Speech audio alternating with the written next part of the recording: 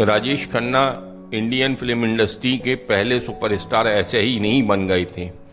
वो अपने कमिटमेंट के पक्के रहे और अपनी जिंदगी के आखिरी दिनों तक रहे। राजेश खन्ना के बारे में कई तरह की कहानियां कही और सुनाई जाती हैं, लेकिन कुछ ना कुछ अलग बात तो उनमें थी, वरना इतने सालों तक फिल्म मेकर्स की पसंद बने रहना कोई आसान बात नहीं होती है। जहां हर फ्राइडे को एक कलाकार की किस्मत बनती और बिगड़ती है, वहां पे इतने सालों तक काम करने वाला सुपरस्टार राजेश खन्ना ज़रूर कहीं ना कहीं कुछ खास बात तो रखता ही होगा। राजेश खन्ना जब सुपरस्टार थे तब भी, और जब उन्होंने खुद को सबसे अलग थलग कर लिया था तब भी उनका सुपरस्टारडम बरकरार ही रहा, ना केवल उनके फैंस के दिलों में बल्कि मेकर्स के दिलों में भी। राजेश खन्ना के स्टारडम का ही जादू था कि जब हैवेल्स फैन के एक खास विज्ञापन की बात आई तो मशहूर एडवर्टाइजिंग एजेंसी लोव लिंटास ने उन्हें ही चुना, जबकि सबको पता था कि राजेश खन्ना विज्ञापन नहीं करते और उन दिनों तो वो किसी से मिलना जुलना भी नहीं चाहते थे। एड फिल्म मेकर और फिल्म डायरेक्टर आर बाल्की को जब इसके डायरेक्शन की जिम्मेदारी सौंपी गई तो उन्होंने महसूस किया कि राजेश खन्ना के अलावा इस कॉन्सेप्ट पर कोई दूसरा एक्टर फिट नहीं बैठ सकता। खैर, लोगों के काफ़ी समझाने बुझाने पर राजेश खन्ना इस ऐड को करने के लिए तैयार हो गए, क्योंकि इसका कॉन्सेप्ट बेहद दिलचस्प था और उनकी ही बात कह रहा था।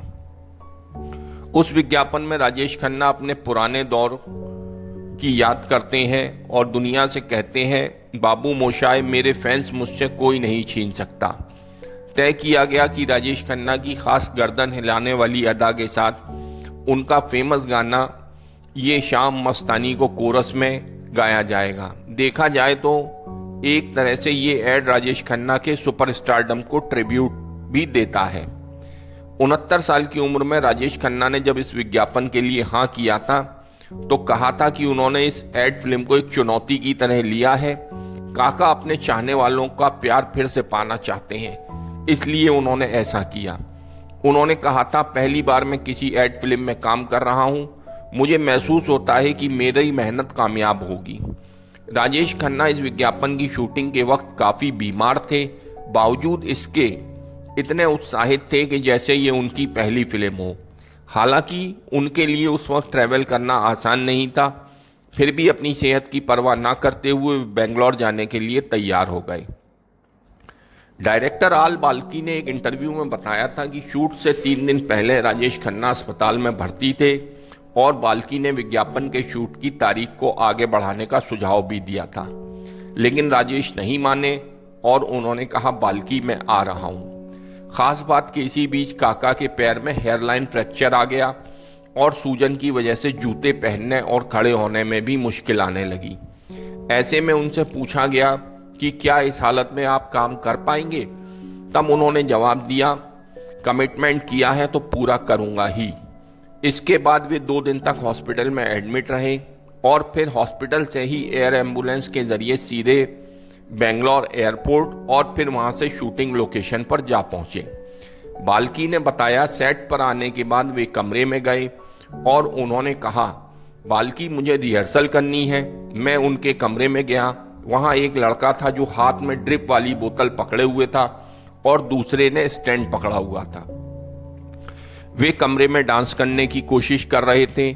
मेरी आंखों में आंसू थे। उन्होंने कहा, कल सुबह मैं ठीक हो जाऊंगा।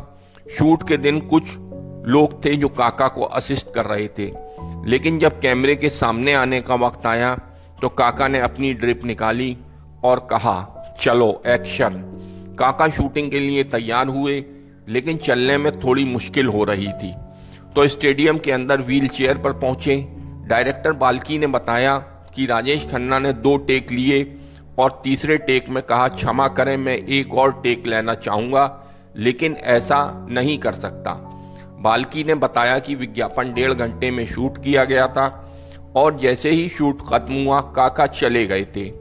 पत्रकार लेखक यासिर उस्मान ने अपनी किताब राजेश खन्ना कुछ तो लोग कहेंगे में बताया है कि उस दिन अपने सारे दर्द भूलकर राजेश खन्ना टेक देते रहे और जब पैकअप हुआ तो पूरी टीम ने ताली बजाकर उनका स्वागत किया। बाल्की के मुताबिक शायद राजेश खन्ना ने वो विज्ञापन देखा भी ना हो, क्योंकि वो बहुत बीमार हो गए थे और कुछ समय बाद ही चल बसे थे।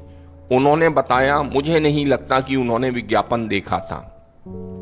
जब वो पूरा हुआ था तो कुछ समय बाद ही उनका निधन हो गया था।